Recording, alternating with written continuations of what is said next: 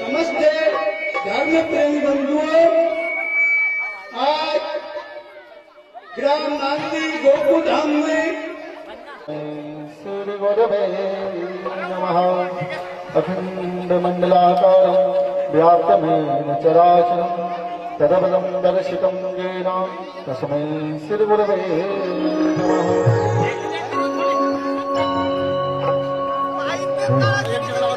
अखंड मंडलाकारं व्याप्तमेन चराचरं तदपदं दर्शितं मां। ध्यानं सत्यं पूजा सत्यं सत्यं देवो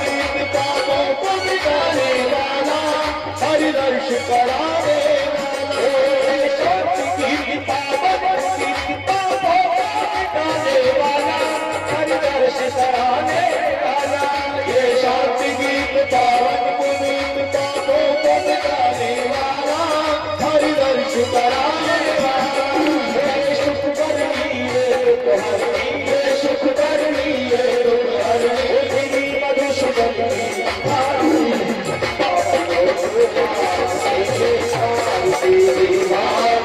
भगवान की आरती, भक्तियों को बांटते हैं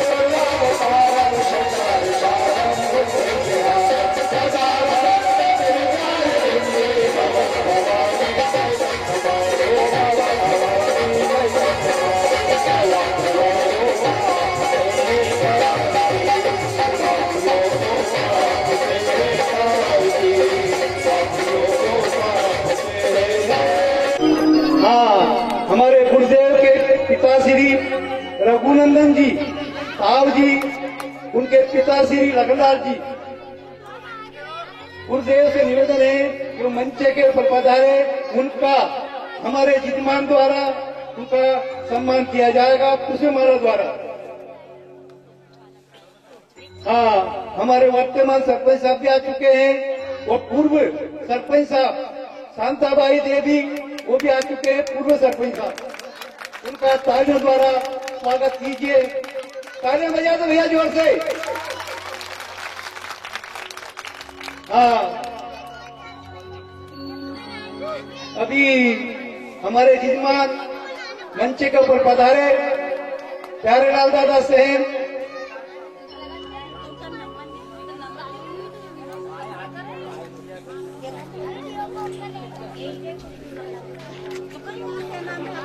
हाँ, हमारे वर्तमान सरपंच साहब ने हमारे गुरुदेव का श्रीफल चादर द्वारा स्वागत किया है। उनके लिए भगवान से मैं निवेदन करूं, अनुरोध करूं कि उनकी जो भी भावना है, मनोकामना है, उनको पूर्ण करे। आगे बजा दो भैया उनके लिए। हाँ, आ गए।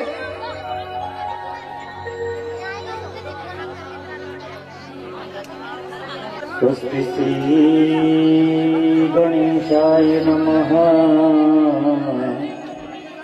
स्वस्ति श्री सरस्वत्यै नमः।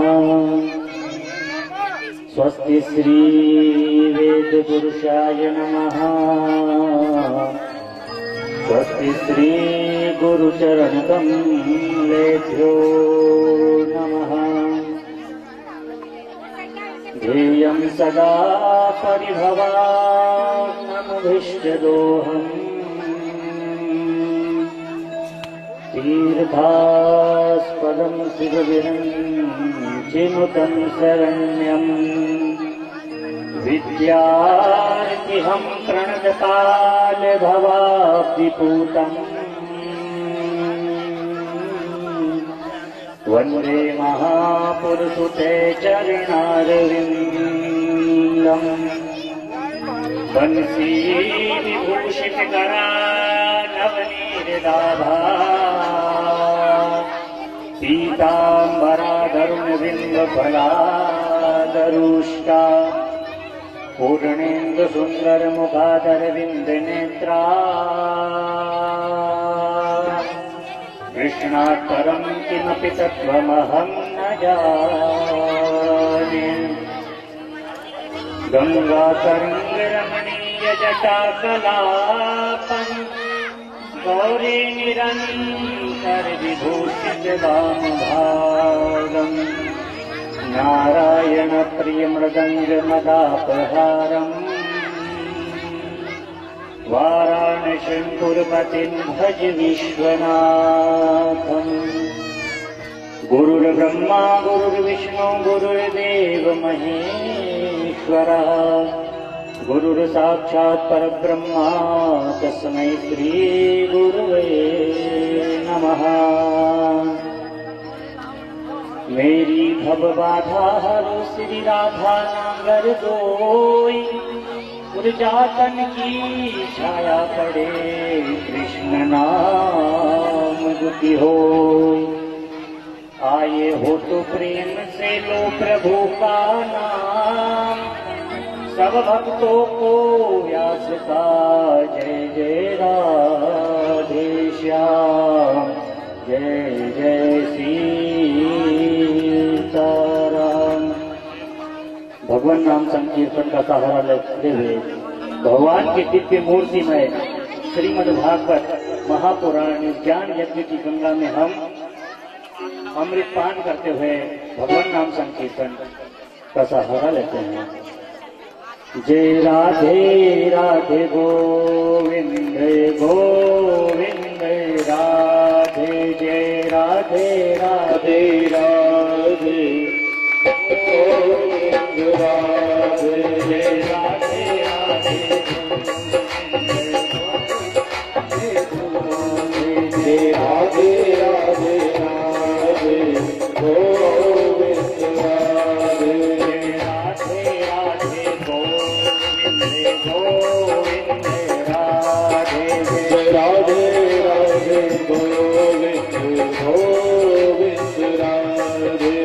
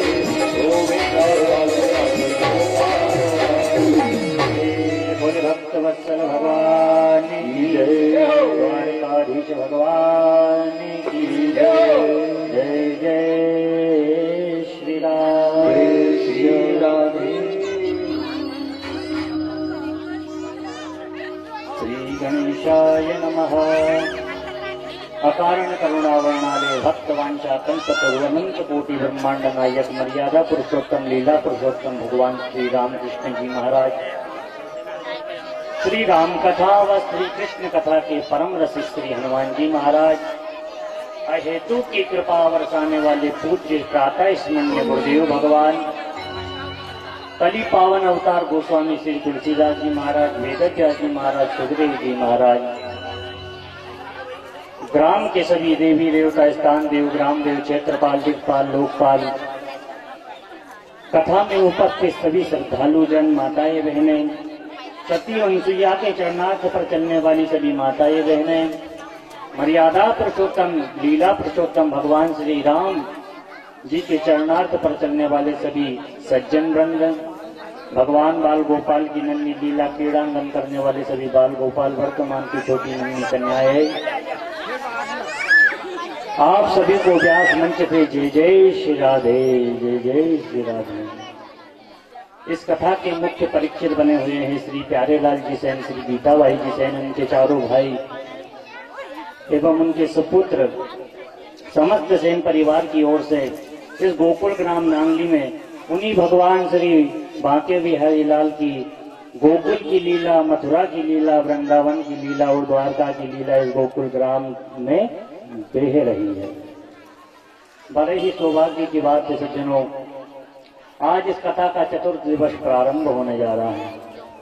पूर्व प्रसंग में हमने श्रवण किया कि करदम जी महाराज का विवाह देवहूति माँ के साथ में हुआ, 9 कन्याओं को जन्म दिया। करदम जी जाने लगे तब देवहूति माँ ने आग्रह किया कि बुढ़ापे का सहारा मुझे संतान दे दीजिए। तब उन्होंने कपिल भगवान ने वचन दिया था कि अगर आपने विवाह किया तो मैं आपके यहाँ पर आपका पुत्र बनकर आऊंगा। कपिल भगवान आए हैं, माँ को समझाया है कि किस प्रकार से जीवात्मा इस संसार में दुख पाता है सुख पाता है, कैसे जीवात्मा इस पृथ्वी पर आता है। वो सब कपिल भगवान ने सांख्य शास्त्रों के माध्यम में 9 अध्यायों में सांख्य शास्त्र का उपदेश अपने मैया को दिया है। आगे चलकर हमने ध्रुव चरित्र सुना, भेन चरित्र सुना, पृथु चरित्र सुना, भरत चरित्र सुना। कहा जाता है कि कथा में 3 दिनों की कथा बीत गई है, निकल चुकी है। पूज्य गुरुदेव कथा में कहा करते थे कि सर्वप्रथम कथा में हमें 3 बातों का ध्यान रखना चाहिए। संबंध, विश्वास और समर्पण। कथा में जाने से पहले हमें इन तीनों चीजों पे विश्वास करना चाहिए कि किसी भी नाते से प्रभु से हमारा संबंध जुड़ जाए। जब संबंध जुड़ जाएगा तो हमें उन पर विश्वास होने लगेगा और परमात्मा पे जब हमारा विश्वास हो जाए, जब उनमें हम तन्मयता में हो जाए, तब अपने आप को उनके अर्पण कर देना चाहिए।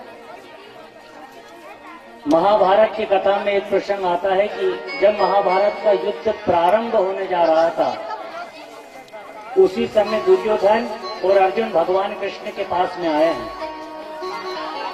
और भगवान से कहा कि महाभारत का युद्ध प्रारंभ होने जा रहा है, आप हमारे सहयोगी बने। तब भगवान ने कहा कि मैं किसी का साथ नहीं दूंगा और ना ही मैं अपने अस्त्र शस्त्र उठाऊंगा। प्रतिज्ञा कर ली भगवान ने कि मैं ना तो अस्त्र शस्त्र उठाऊंगा, ना मैं किसी के पक्ष में रहूंगा। एक तरफ तो मैं रहूंगा और एक तरफ मेरी ये सेना रहेगी।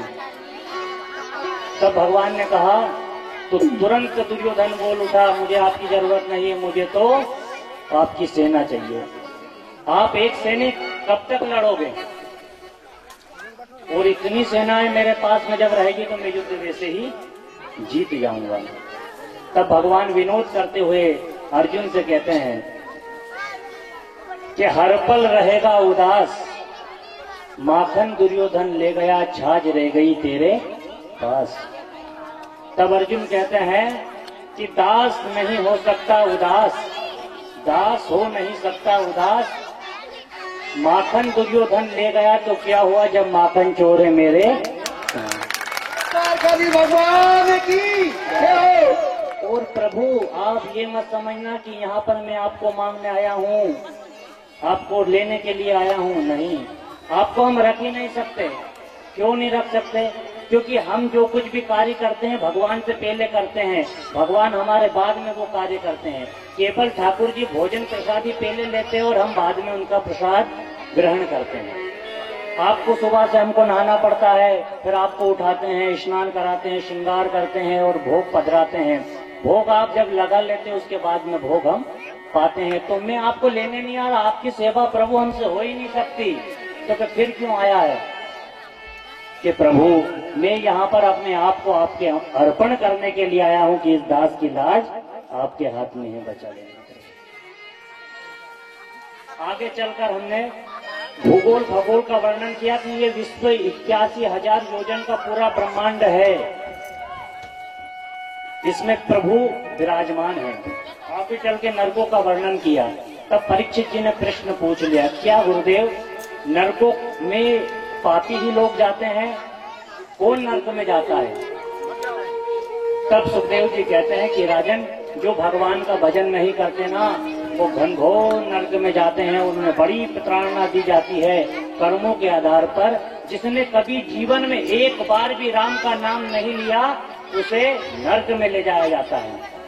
और कहा कि अगर कोई भूल बस आपका नाम ले ले तो प्रभु कहते हैं दयालु, इतने मेरे प्रभु इतने दयालु है कि भूल बसी बातों में ही अगर उनका नाम आ जाए तो वो अपने भक्तों को तार देते हैं। एक बार की बात है, एक अजामिल नाम का ब्राह्मण रहता था कन्नौज, वर्तमान उत्तर प्रदेश में कन्नौज नामक ग्राम है जिसमें अजामिल नाम का ब्राह्मण रहा करता था। कहा जाता है कि वह ब्राह्मण बड़ा सदाचारी था, बड़ा धर्मात्मा था, बड़ा प्रभु से प्रेम करता था, भगवान का पूजन अर्चन किया करता था।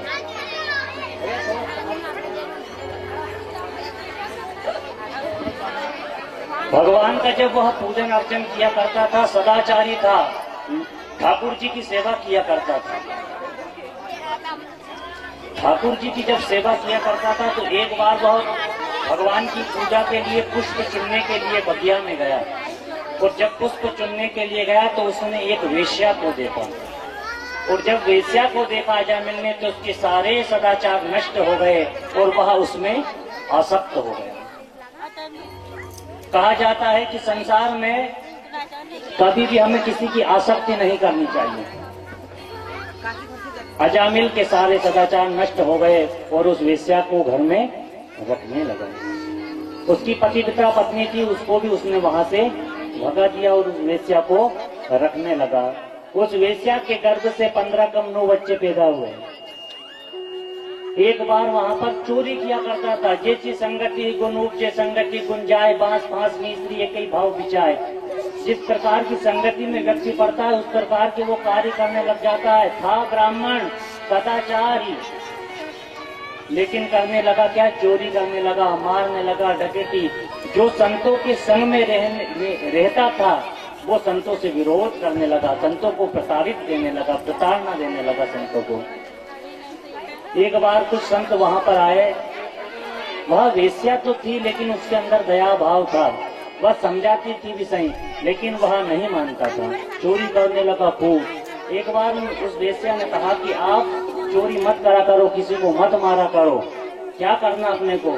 तब वह उससे भी अपशब्द बोल दिया करता था। एक बार कुछ संत वहां पर आए और कहा कि हम आपके यहाँ पर ही रात्रि विश्राम करेंगे,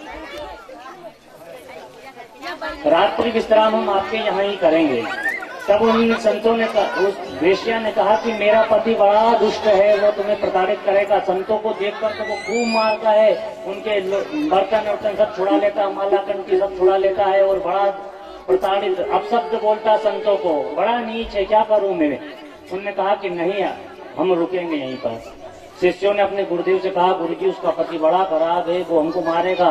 गुरुजी ने क्या हुआ कि भगवान का दिया हुआ शरीर है, मार भी खा लेंगे लेकिन अब इसका उद्धार करके ही यहाँ से चलेंगे। जब आ गए हैं इस मोड़ पर तो जब भगवान के पास प्रभु की भजन कीर्तन वो करने लगे, रात्रि के 12 बजे अजामिल वहां पर आया और कहने लगा कि ये कौन है। तब कहा कि ये संत भगवान है, आज रात्रि ये यहीं रहेंगे और मैंने इन्हें भोजन के लिए सीधा सामान भी दे दिया है, ये बढ़िया भोजन करेंगे और सुबह चले जाएंगे। तो पत्नी से डरता था भी सही, वश में था पत्नी के। पत्नी जैसा कहती बैठ जा तो बैठ जाता था, उठ तो उठ जाता था। पत्नी के वश में भी था। पत्नी ने कहा कि मैंने कहा है उनको भोजन बनाने के, यहीं पे रहने के लिए, तुम कुछ मत कहना। कि ठीक है तुमने कहा है तो रहने दो, नहीं तो मैं तो सब ये लुटिया मुटिया सब इनकी छुड़ा लेता अब लग। तो आगे चलकर संत जब जाने लगे तो उन्होंने कहा कि अजामिल तुमने जीवन भर पाप किए, लेकिन एक बात हमारी मांग लेना, हमको तुमसे कोई दक्षिणा भी नहीं चाहिए, तुम दक्षिणा दो ही मत, हमें सम्मान भी मत करो, लेकिन एक हमारी बात मान लेना। अजामिल ने कहा कि हमारे समझ में आएगी तो मानेंगे, नहीं तो नहीं मानेंगे, क्या कर लोगे तुम? कि नहीं बेटा मान लेना। तब पत्नी वहीं पर खड़ी थी, एक बात की कह रहे गुरुजी क्यों नहीं मान रहे? कि मान लूंगा तुम कह रही हो तो। अजामिल ने पत्नी के कहने पर संतों ने कहा कि तुम्हारा जो 10वां बेटा होगा ना, उसका नाम नारायण रख देना, उसका नाम नारायण रख देना। क्योंकि संतों के पास में बड़े उपाय होते हैं। अगर कोई भजन भी नहीं करना जानता हो, नहीं करता हो, तो कैसे न कैसे उसके घर में ही ऐसा कोई वस्तु, कुछ चीज ऐसी दे देते हैं जिसका वो दरस परस स्पर्श करके भगवान की भक्ति में लग ही जाता है। संतों ने नाम दे दिया कि तुम्हारे पुत्र का नाम नारायण रख लेना। 10वां जब पुत्र हुआ तो उसने, पत्नी ने कहा कि ब्राह्मणों ने कहा था इसका नाम नारायण रखना, हम इसका नाम नारायण ही रखेंगे। नारायण जब नाम रखा है, धीरे धीरे पुत्र में आसक्त हो गया। नन्हा सा पुत्र था, अब उसके लिए घोड़ा बनता, अपनी पीठ पे बिठाता है, उसे घुमाता फिराता है, सब दूर ले जाता है, बगियों में, बाजार में, मेले में ले जाता है। पुत्र के प्रति प्रेम बढ़ गया। अब कहीं कुछ भी करता, भोजन भी करता है, नारायण आओ भोजन करो, नारायण बेटा आओ, भले बेटे के भाव में भज रहा है, आओ बेटा ये कार्य करते, आओ बेटा वहाँ चलते हैं, नारायण आओ प्रसाद पाते हैं, आओ नारायण बगिया में घूमने चलते हैं। तो दिन में कम से कम 10-20 बार तो वो भगवान का नाम ले ही क्या करता था। अंत समय जब उसका आया, यमराज के दूत आ गए उसको लेने के लिए। और कल हमने प्रसंग में सुना था, कपिल भगवान कहते हैं कि कफ बारूद नाड़िका, जब हमारे पाप अधिक होते हैं ना, उस समय यमराज के दूत हमारे सामने आ जाते, और वो किसी को दिखते और नहीं है, हमको ही दिखते, जो मरने वाला रहता उसे ही दिखते हैं। अगर घर वालों को दिखे तो मार पीट के भगाते उनको, लेकिन वो उसी को दिखते और कुछ बोल नहीं पाता वो बेचारा। वो घबराता, भयंकर भयंकर रूप वाले जब वो दिखते हैं तो कुछ बोल भी नहीं पाता है, बोलना कुछ चाहता है और बोल रहा कुछ जाता है।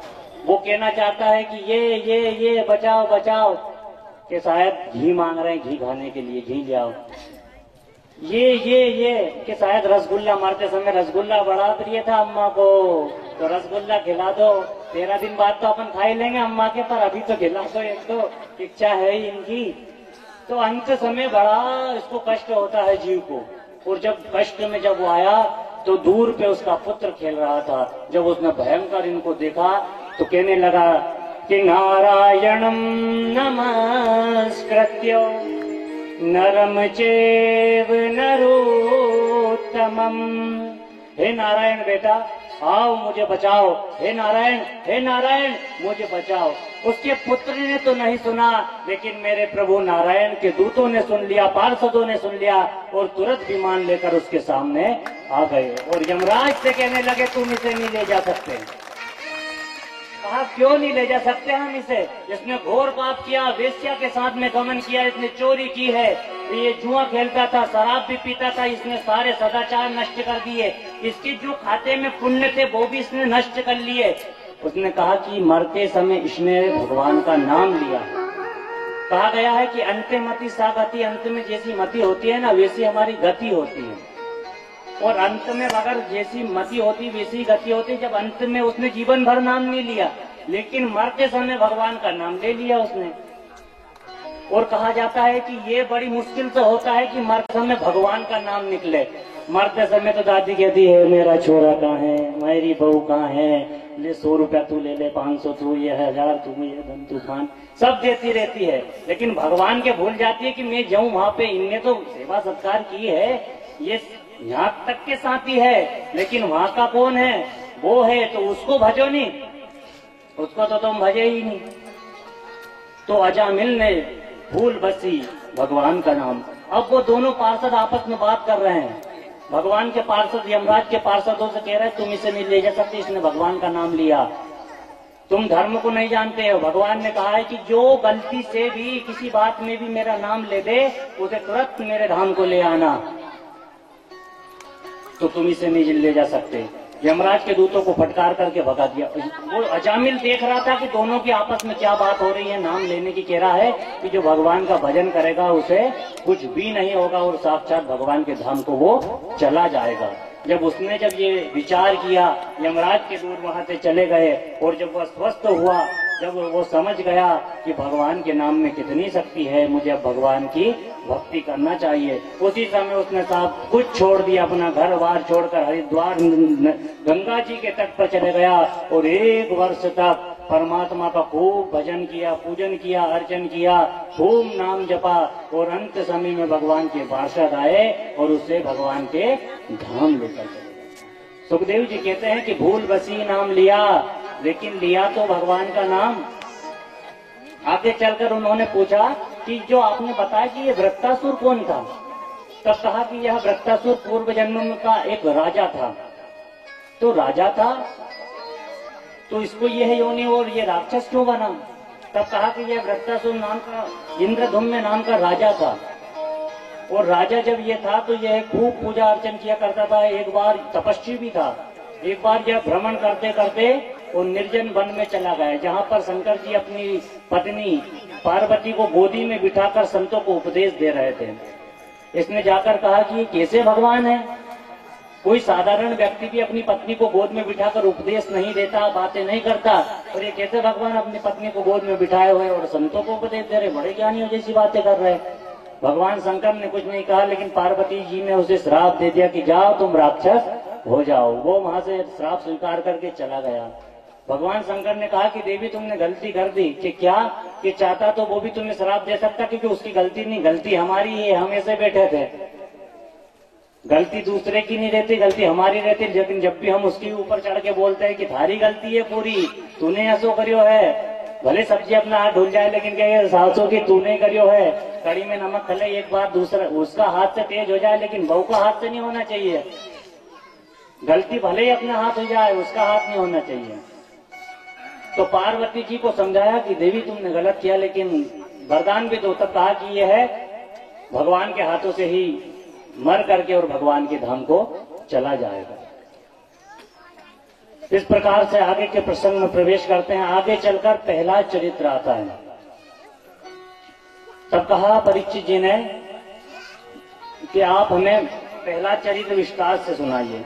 तब कहा कि हिरण्याक्ष के वश के बाद में हिरण्यकश्यपु, उसके भाई को बड़ा दुख हुआ अपने भाई के मरने का, और उसने कह दिया कि मैं इस विष्णु को नहीं छोड़ूंगा, इस नारायण को नहीं छोड़ूंगा, इसने मेरे भाई को मारा है। प्रतिशोध की भावना हो गई और वो अनेक वर्षों तक तपस्या करने के लिए चले गए। 10,000 वर्षों तक कहा जाता है कि दोनों पैर के अंगूठे के नाखून पर खड़े होकर हिरण्यकश्यपु ने तपस्या की भगवान की 10,000 वर्षों तक। और तपस्या में इतना लीन हो गया कि इसका सारे शरीर पर दीमक ही दीमक हो गई। जब शरीर पर सारे पर दीमक ही दीमक हो गई तो ब्रह्मा जी प्रसन्न हो गए और इसके पास में आए और बोले कि कोई वरदान मांग लो। तब इसने कहा कि मुझे वरदान में ऐसा वरदान दे दो, ना मैं अस्त्र से मरूं न शस्त्र से मरूं, न मैं दिन में मरूं न मैं रात में मरूं, न मैं नर से मरूं न मैं पशुओं से मरूं, न मैं आपकी बनाई हुई सृष्टि से नहीं, सृष्टि के मानवों से नहीं मरूं, मैं न मैं नीचे मरूं न मैं ऊपर मरूं। ब्रह्मा जी ने कहा कि ठीक है, तुझे जो वरदान चाहिए तथास्तु कहकर ब्रह्मा जी वहां से चले गए। यहाँ पर एक बात है, भगवान लोग प्रसन्न बहुत जल्दी हो जाते हैं, लेकिन वरदान जो मांगते देते थे सोच विचार नहीं करते कि ये वरदान का फल कैसे होगा, ये मरेगा अभी सही, क्योंकि मरने के लिए ये मृत्यु लोक है। इसका प्रमाण है कि मरना व्यक्ति का परम कर्तव्य है। जो आया है तो जाएगा, राजा रंग फकीर, कोई सिंहासन चढ़ चला, कोई बना जंजीर। इसलिए आना जाना इस संसार की नीति है, पर दे देते हैं। एक बार एक भक्त ने ब्रह्मा जी की तपस्या की, ब्रह्मा जी की तपस्या की, ब्रह्मा जी बड़े प्रसन्न हुए। बहुत जल्दी भगवान लोग प्रसन्न हो जाते हैं। प्रसन्न जब ब्रह्मा जी हो गए तो उसने कहा कि भाई भक्त वरदान मांग लो। तो उसने कहा कि मैं वरदान में मुझे खूब सारा धन दे दो। तो ब्रह्मा जी ने कहा तथा तो खूब सारा धन दे दिया। दूसरे में कहा कि मुझे एक महल दे दो रहने के लिए, महल दे दिया। कि तीसरा में क्या मांग रहे हो? उसने कहा कि तीसरा में मुझे ये वरदान दे दो कि मैं अगली बार फिर आपसे 3 वरदान मांग सकूं। ब्रह्मा जी बड़े परेशान हुए, बड़ा सुखी कर चले गए। अब तो कुछ भी अगर उसको सोते सोते नींद नहीं आती तो वो कहता है ब्रह्मा जी को तुरंत बुला लेता है। पहले वरदान में तो मुझे अच्छी नींद आना चाहिए, ठंडी ठंडी हवा करो और अच्छे खाने के लिए फल दो। तीसरे वरदान में फिर मांग लेता कि अगली बार फिर 3 वरदान मांग लो। ब्रह्मा जी बड़े परेशान हुए, क्या करूं मैं, अब वरदान देकर फंस तो गया।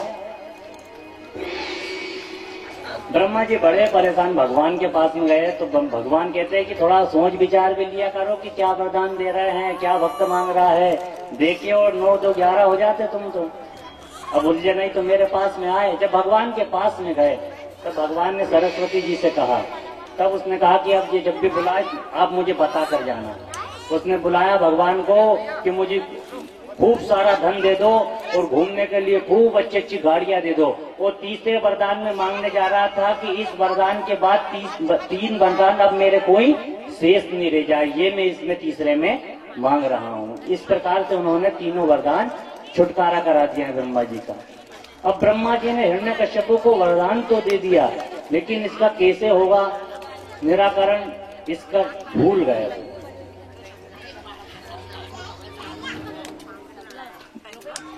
हिरण्यकश्यप तपस्या कर कर अपने यहाँ पर आया और यहाँ पर देखा कि उसकी पत्नी ने 4 पुत्रों को जन्म दिया है। अहनुलाद, टहलाद, शहलाद, 4 पुत्रों को जब जन्म दिया। कहा जाता है कि जब हिरण्यकश्यप तपस्या में था उस समय इंद्र ने हिरण्यकश्यप की पत्नी को लेकर आकाश मार्ग से ले जा रहा था। उसी समय नारद जी वहां पर आ गए और नारद जी ने कहा कि आप इन्हें कहीं लेकर मत जाओ, ये भगवान के परम भक्त इसके गर्भ से प्रकट होने वाले हैं, आप इसे मत लेके जाओ। कहा कि ये राक्षसों का वंश है, मैं इसे नष्ट कर दूंगा तो राक्षस सब समाप्त हो जाएंगे। कहा कि इससे तो भगवान का परम भक्त प्रकट होगा, आप इसे कहीं लेकर मत जाओ। अब हिरण्यकश्यप अपने राज्य में आया और सबसे कह दिया कोई पूजा पाठ नहीं कराएगा, कोई यज्ञ हवन नहीं करेगा, कोई नाम जप नहीं करेगा। अगर जपना है तो मेरा नाम जपो, स्वाहाकार करना है तो मेरे नाम से करो। भोजन राक्षसों का कराओ, ब्राह्मणों का, संतों का कोई सम्मान नहीं होगा, कोई भोजन प्रसादी नहीं होगी। उसी समय जब 4 पुत्रों को जन्म दिया तो चारों को गुरुकुल छोड़ दिया। 3 तो उसके राक्षस वृत्ति के पुत्र हुए, लेकिन जो सबसे छोटा था जिसका नाम प्रहलाद था, प्रहलाद जी परम भक्त हुए भगवान के। भक्त जब हुए भगवान के तो वह भगवान का सुमरन कीर्तन किया करते थे और जब देखो जब भगवान की भक्ति में ही बैठे रहते, पूजन किया करते थे। हिरण्यकश्यप बड़ा तो क्या होता है, ये भगवान मेरा शत्रु की पूजा पाठ करता है, उसकी प्रशंसा करता है, मेरा पुत्र होकर के इसे आश्रम पर भेज दिया जाए। जब संडर और अमर्त्य के यहाँ पर पढ़ने के लिए राक्षस गुरुकुल में उन्हें भेज दिया।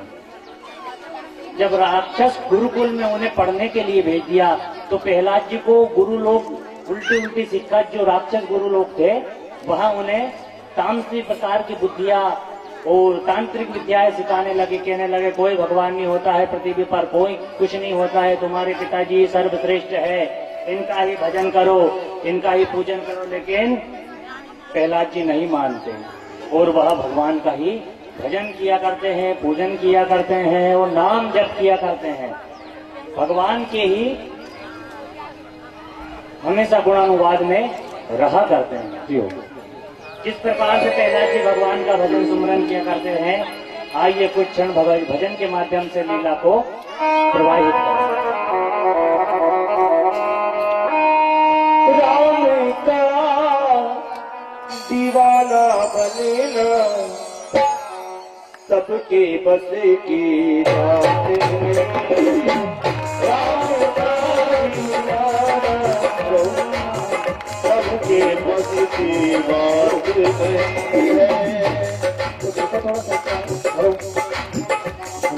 क्या आवाज राम का दीवाना बनेगा सबके बस की बात है। राम का दीवाना बनना सबके बस की बात नहीं है।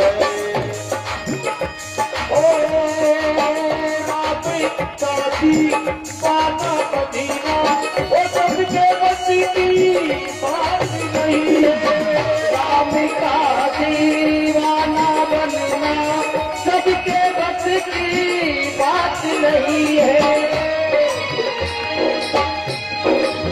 कृष्ण नाम का रस पीले हो, कृष्ण नाम का रस पीले ना, सबके बस की बात नहीं है।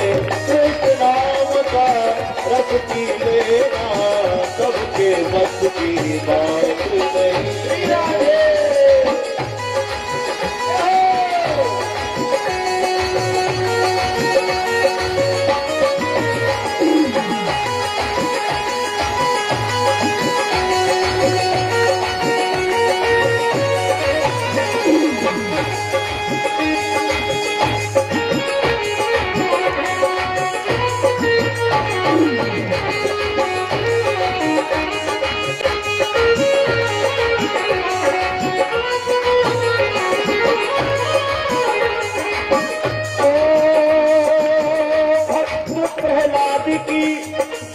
भक्ति देखो बहुत खड़ी है पग पग पर, बहुत खड़ी है पग पग पर। भक्त प्रहलाद की भक्ति देखो बहुत खड़ी है पग पग पर, बहुत खड़ी है पग पग पर। मालापन में प्रभु को पाना, मालापन में प्रभु को पाना, सबके बालापन में प्रभु को पाना, सबके बस की बात नहीं है।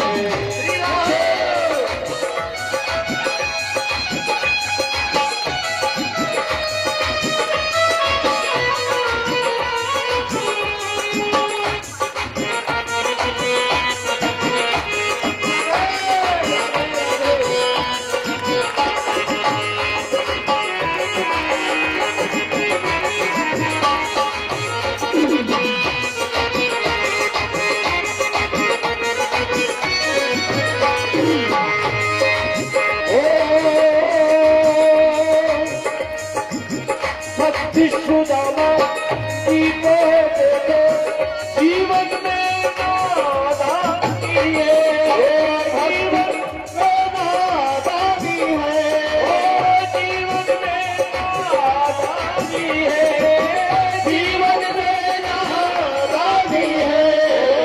पैदल पैदल द्वार का जान, पैदल पैदल द्वार का जान,